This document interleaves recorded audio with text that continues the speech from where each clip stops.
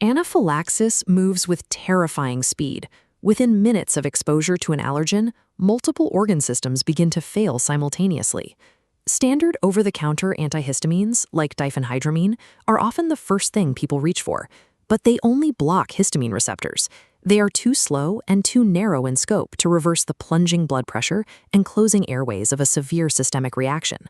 To survive a reaction of this magnitude, the body requires a chemical capable of counteracting the collapse on multiple physiological fronts at once.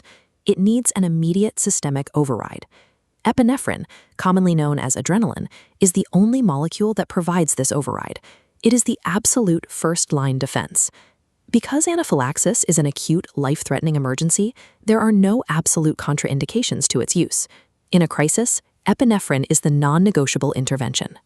On a microscopic scale, epinephrine molecules circulate through the bloodstream to identify and bind to specific protein structures on the surface of cells.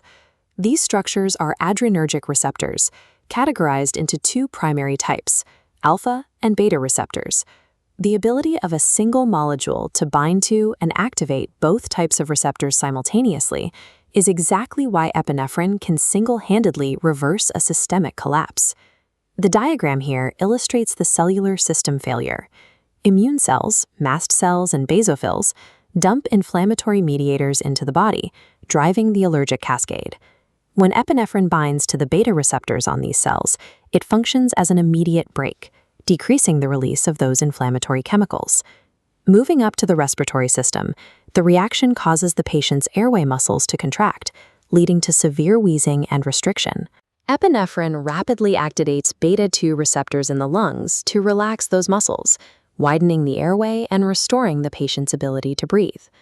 Halting inflammation and opening the airway buys critical time, but the most immediate lethal threat is found in the bloodstream.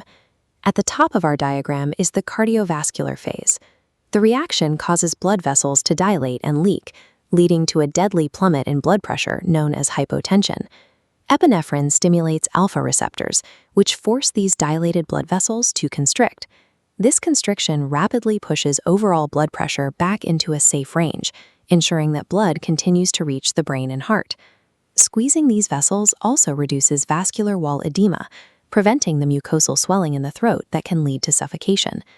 By acting on both alpha and beta receptors, epinephrine executes a simultaneous stabilization of the failing cardiovascular, respiratory, and cellular systems. This stabilization depends entirely on how the drug is administered during the initial moments of a crisis. The standard protocol is an immediate intramuscular injection into the mid-outer thigh. This large muscle mass allows for rapid systemic absorption, but effects are temporary, wearing off within 30 minutes, and severe biphasic reactions can return up to 72 hours later. Because the reaction can return once the drug is metabolized, an injection is a bridge to emergency medical care rather than a final cure. In a matter of minutes, epinephrine binds to receptors to stop the inflammatory cascade, open the lungs, shrink the swelling, and raise blood pressure. For patients and bystanders, the protocol is clear. Inject immediately, do not wait for symptoms to worsen, and call emergency services. Epinephrine remains the first-line intervention for anaphylaxis.